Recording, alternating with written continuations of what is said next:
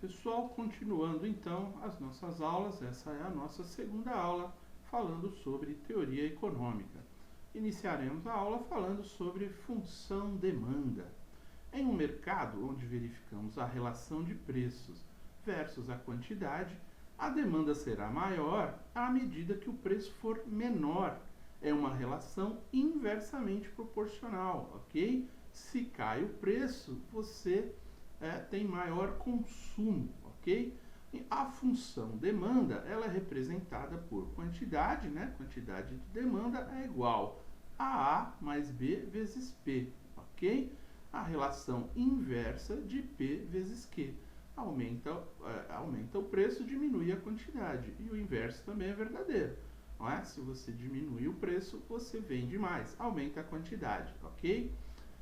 Consumidores aptos a adquirir um produto a um determinado preço num determinado tempo, perfeito?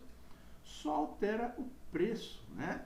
Chamado aí de condições ceteris paribus, ok? Somente o preço está sendo alterado aqui nessa função, ok? Quando falamos da função demanda. Então, graficamente aqui embaixo, se você tem um preço, né, você tem a linha de preço e você tem a linha de quantidade. No preço 1, você venderá a quantidade 2, não é? Um preço mais alto, uma quantidade menor. No preço 2, você venderá uma quantidade maior. Então, você partirá de um preço menor para uma quantidade maior, perfeito? Bastante simples para o entendimento. Essa função demanda, ela será utilizada para resolução, né, dos exercícios, conforme mais adiante nós vamos abordar, ok? Muito bom. E também, por outro lado, nós temos a função da oferta. No mesmo mercado, não é, que acabamos de falar, a oferta será maior à medida que o preço for maior. É uma relação diretamente proporcional.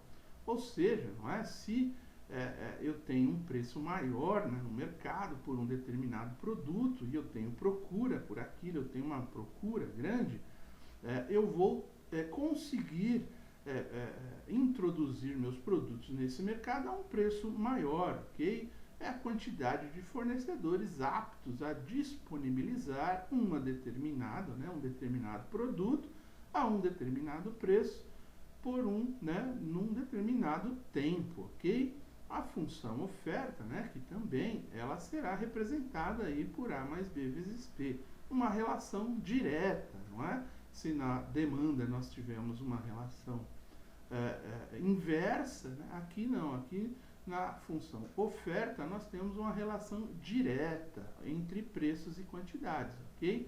Então, no preço 1, existe lá uma determinada necessidade, eu tenho uma quantidade 1 também. Mas no preço 2, porque a demanda cresceu, eu subo meu preço e mesmo assim, em função da demanda ter crescido, não é? Eu tenho uma quantidade 2, mesmo subindo o preço. Então eu tenho uma relação direta porque a demanda é muito forte. Então a oferta ela pode atuar num nível de preço também diferenciado, ok? Muito bom. Então, somente fazendo aí para melhorar o entendimento, uma relação entre as duas, a função oferta e a função demanda, através do equilíbrio de mercado, ok? Então, aqui nós temos o preço 2, né? A quantidade 1, o preço 1 na quantidade 2, ou seja, um preço menor, uma quantidade maior. O que isso pode ocorrer, não é? Pode ocorrer a falta do produto, ok? Eu tenho um preço muito baixo e um consumo muito alto. Então, a procura pelo produto, a demanda, ela será muito grande. E se eu tenho um preço baixo, pode ocorrer a falta desse produto no mercado, ok? E no preço 2, onde eu tenho um preço muito alto e eu vendo uma quantidade pequena, o que pode acontecer? O excesso, ou seja, como o preço é muito grande, a demanda será tão pequena, não é? Muitas pessoas não vão consumir aquele produto em função do preço. Então haverá um excesso de produção. Você terá muitos produtos no mercado à disposição, mas ninguém vai adquirir, ok? Então, o ideal aqui tem um ponto de equilíbrio e uma quantidade de equilíbrio entre oferta e demanda, ou seja, um preço de equilíbrio em função da demanda, da procura, não é o preço de mercado, aquele que equilibra a condição de preço e quantidade, ok? Isso então retrata o próprio equilíbrio do mercado, perfeito?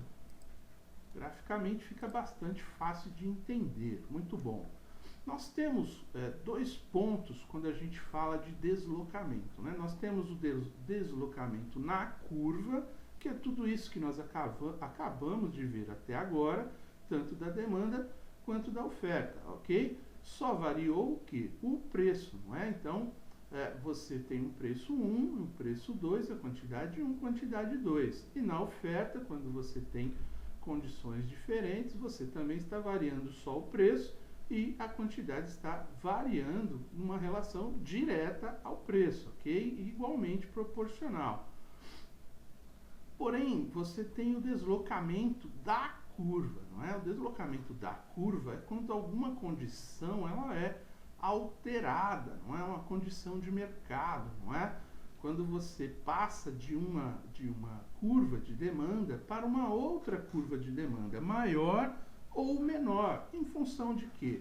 De impostos, em função de políticas econômicas, né? Importações, exportações, ok? A mesma coisa acontece não só com a demanda, como também na oferta, ou seja, você tem um preço de equilíbrio de mercado, mas esse preço ele pode variar, não é, para baixo ou para cima em função, né, ou de falta de concorrência, ou também de ampliação, novos concorrentes, não é, importações, não é?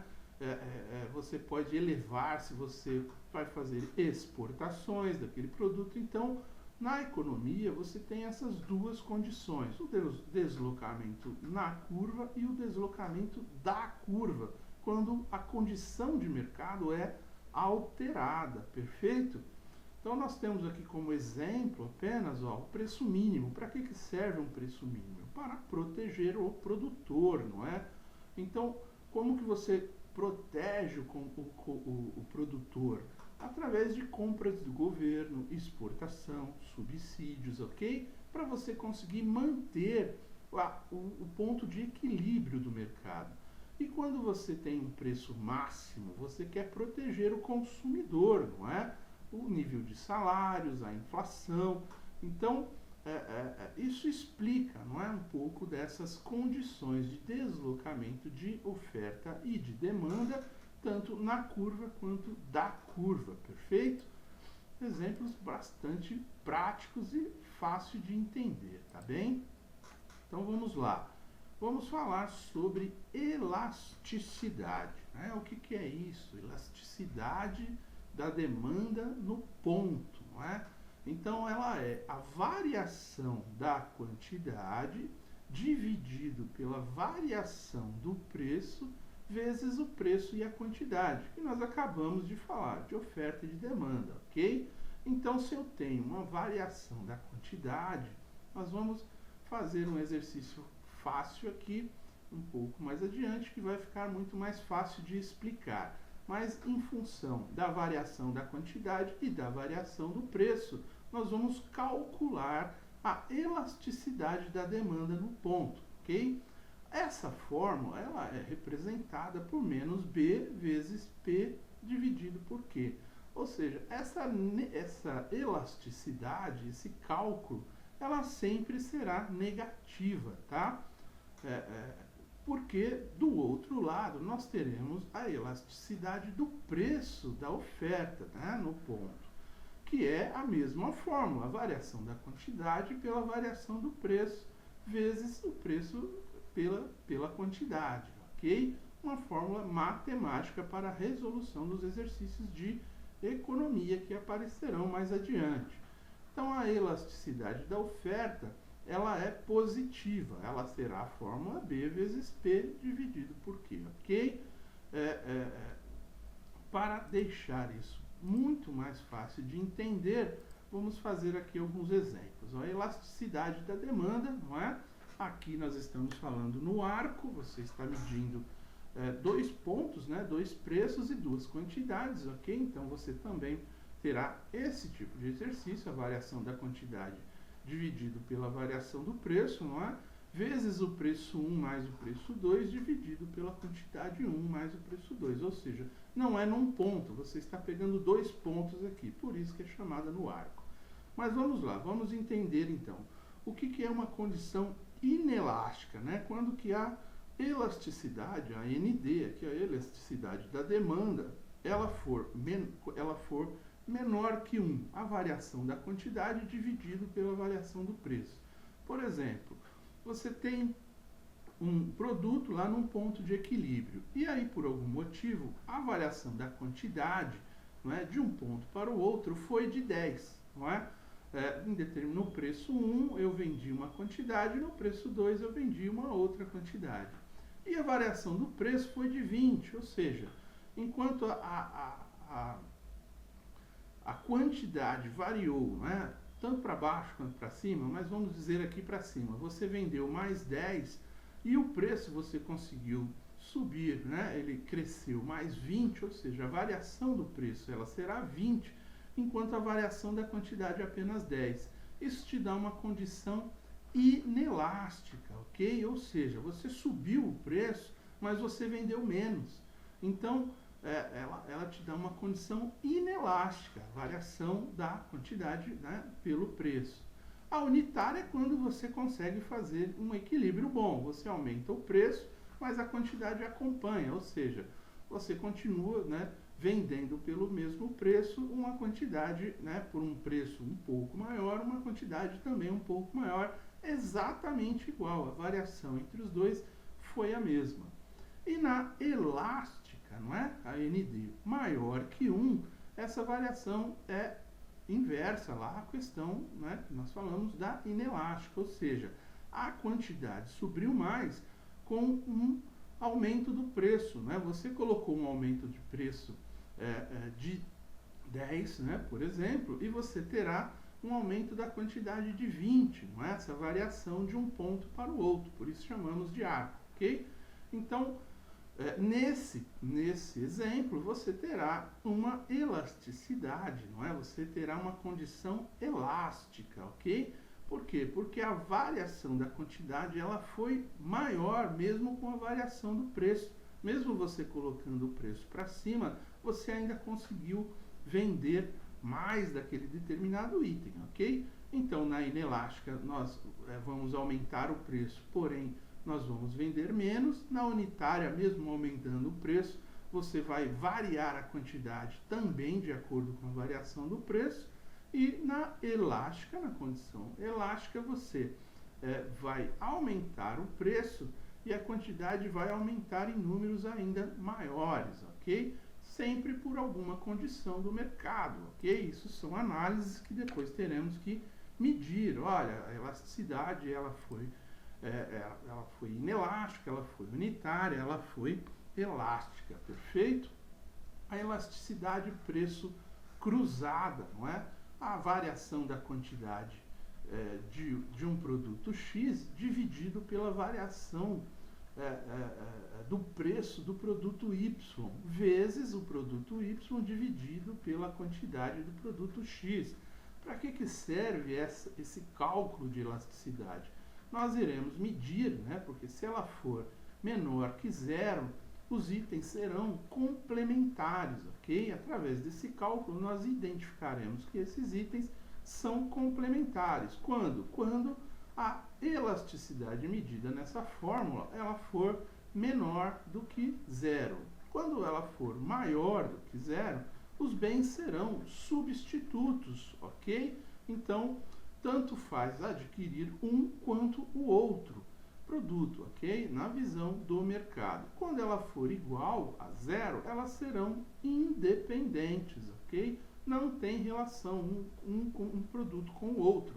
Eles nem são complementares e muito menos substitutos, perfeito? Então, essa fórmula ajudará a entender esse tipo de problema. E a elasticidade renda, ela é a variação da quantidade dividido pela variação da renda. vezes a renda dividido pela quantidade, não é? Então, nós teremos lá o Q2 menos o Q1 dividido pelo Q1 e o R2 menos o R1 dividido por R1, ok? Isso é um desmembramento dessa fórmula aqui que nós estamos vendo. O que é a variação da quantidade? Conforme vimos antes aqui, a variação é o 2 menos o 1, ou seja, o ponto, né? Você tem o ponto 2, o ponto 1, a diferença entre um e outro, que dá a diferença no arco, não é? São dois pontos diferentes. Isso é a variação, não é? É o delta que nós utilizamos aqui para exemplificar o que é a variação. Quando você faz a elasticidade de renda, utiliza essa forma, esse cálculo ele vai servir para a gente identificar, por exemplo, na elasticidade de renda, quando ela for menor do que zero, será um bem inferior, ok? Nós estaremos medindo nesse exercício que o bem ele pode ser um bem inferior. Quando a elasticidade de renda for maior que zero e menor do que 1, será um bem necessário. Quando a elasticidade de renda for maior do que 1, será um bem supérfluo, ok? E quando ela for igual a zero, todas as necessidades estão sendo atendidas, ok? Então, todos esses cálculos de necessidade, de elasticidade, perdão, eles nos levam aí a entender o mercado, entender o consumo, a renda, o preço, ok? Entender as relações com o mercado. É isso que nós buscamos com esses cálculos. Conhecer, perfeito? Então, somente para ficar um pouco mais bem entendido, olha lá, a receita total e a elasticidade. Quando nós temos um preço X, não é, vezes uma quantidade X, mais um preço Y vezes uma quantidade Y, de dois produtos diferentes. Isso, somado, será a minha renda, ok? Aqui nós colocamos dois exemplos. O preço X vezes a quantidade X, o preço Y vezes a quantidade Y, como se fosse o mercado total, representando toda a renda, ok? Como que funciona aí o dispêndio monetário total, não é? Que é o preço vezes a quantidade. O dispêndio é o gasto, não é? É aquilo que eu pago pelos produtos. Então, qual que é o meu dispêndio monetário total? Não é? Quando você tem uma elasticidade maior do que 1, se você tiver um preço, por exemplo, nessa condição de elasticidade maior que 1 que foi calculada, você terá lá um aumento do preço. O que vai acontecer com a sua receita total? Ela vai diminuir. Sua receita não aumentou. Então, se alguém aumentar um preço e você precisa comprar a mesma quantidade daquele item, se ele for um item necessário, a sua renda automaticamente diminui, não é? Então, o seu dispêndio monetário total, ele será menor no final das contas. Por quê? Porque você não terá mais renda suficiente para adquirir a mesma quantidade do produto P e do produto, né, do produto X e do produto Y, ok? Se for ao contrário, não é? O preço diminuir, você vai aumentar a sua receita total, porque você vai conseguir comprar mais produtos, né? Mais quantidades desses mesmos produtos, por exemplo. Então, o dispêndio monetário total, ele será maior, ok? Ele será maior do que 1 e na condição anterior ele será menor do que 1, quando se calcular a fórmula, perfeito?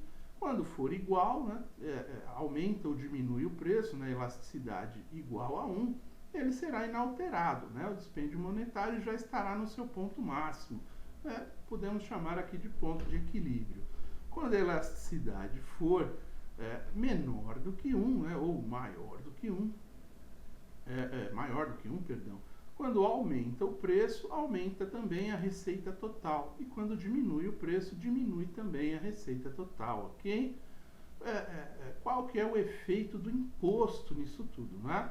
O imposto específico, ele causa o deslocamento da curva, porque nós mudamos a condição do mercado quando eu coloco um imposto específico. O que é um imposto específico? Por exemplo, eu colocar uma taxa de R$ 10 para cada litro de gasolina que eu vender, por exemplo. Então, assim, eu estou colocando R$ 10 para todos, não é? Isso faz com que a condição do mercado se altere, ok? E já quando é ad valorem, quando é percentual, quando eu coloco um imposto percentual em cima do valor, eu falo que não é um valor fixo, não são R$ 10, eu falo que são 10%, então eu faço somente um deslocamento na curva, ok? O efeito do imposto, basicamente, diante, né, de elasticidade de demanda e de oferta e de curva de demanda e oferta, é este, ok? Bastante simples, bastante resumido, mas muito fácil de entender, ok? Perfeito. Vamos falar então agora um pouco sobre as estruturas de mercado, ok? O que é a concorrência perfeita, né? É a competição pura, onde você tem um grande número de compradores e de vendedores, né? Os produtos são homogêneos, são, né, iguais, né, ou praticamente iguais. Você tem a transparência do mercado, você tem livre mobilidade, entrada e saída, não é, de firmas, de empresas, enfim, nesse mercado. Esse mercado da concorrência perfeita é o que é sempre defendido pelos liberais, ok? É aquilo que é considerado como a mão invisível, não é? O mercado, você entra e sai dele, você tem um grande número de compradores e vendedores, os produtos são bastante homogêneos, existe transparência e confiança no mercado, ok? Perfeitamente. A concorrência monopolista ou imperfeita, né? Você tem uma competição monopolista, não é?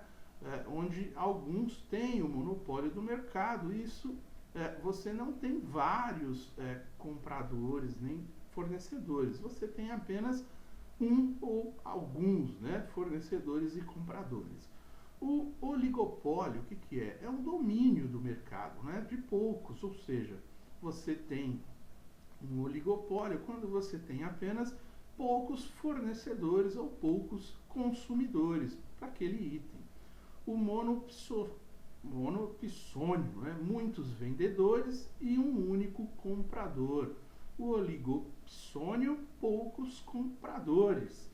O monopólio bilateral, né? Um monopolista e um monopicionista, né? Palavras difíceis, apenas para identificar estruturas de mercado, ok?